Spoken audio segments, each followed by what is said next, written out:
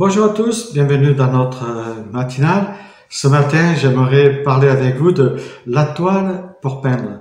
Et pour cela, j'ai lié le verset de 1 Pierre, chapitre 1er, verset 18 à 19, où il est dit « Vous avez été rachetés de votre vaine conduite », un peu plus loin il est dit « non par des choses corruptibles, de l'argent, de l'or, mais par le sang précieux de Christ, comme d'un agneau sans défaut et sans tache. » Voilà, quand on promène à Alès, au marché, il y a un étalage du tissu et le client peut acheter 1 mètre de drap, en tout cas quand je me baladais il y a un petit moment, pour 5 € seulement. Le prix a dû augmenter avec l'inflation aujourd'hui. Mais imaginez qu'un peintre doué, un peintre plein de talent, plein d'avenir, mais désargenté, vienne à ce marché, achète un bout de drap pour en faire un tableau. Quelle valeur prendrait-il en quelques années ce tableau?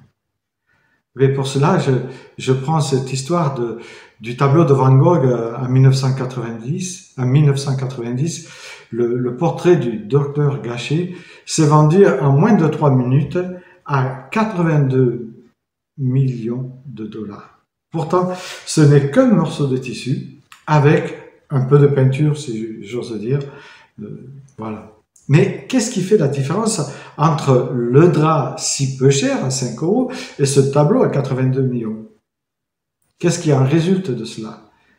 Je dirais que c'est tout simplement le génie de l'artiste, le génie de sa patte, de ce don qu'il a.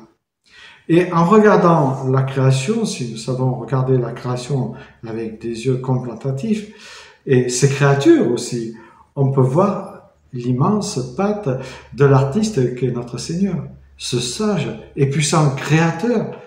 Si on prend l'homme à l'état brut, à sa naissance, on pourrait dire, on sait qu'il est pécheur.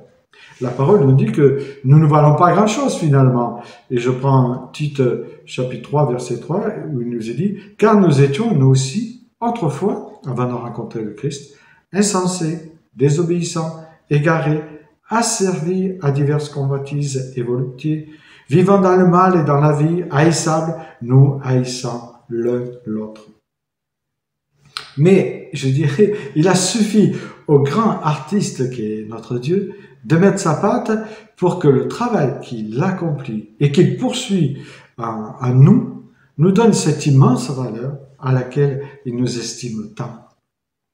À partir du moment où nous l'avons accepté comme Seigneur et Sauveur, il fait de nous ses enfants d'adoption par lesquels nous pouvons crier « Abba Père ».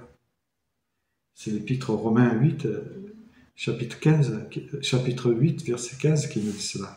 Et à partir de là, notre corps, le Saint-Esprit va prendre habitation et il est devenu son temple. Et le Seigneur, non seulement nous a réconciliés avec lui par Christ, mais il nous a donné aussi ce ministère de réconciliation, nous dit l'apôtre Paul dans 2 Corinthiens 5, 18. Il a fait de nous des souverains sacrificateurs. Il a fait de nous ce royaume de sacrificateurs pour Dieu son Père.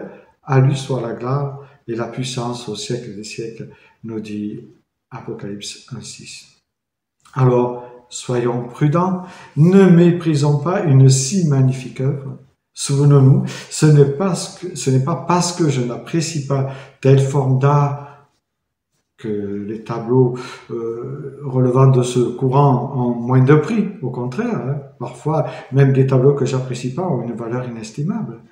Le travail que Dieu fait à moi, le travail que Dieu fait à mon frère, lui donne une valeur que je dois essayer de discerner, sans oublier qu'il est le frère pour lequel le Christ est mort aussi.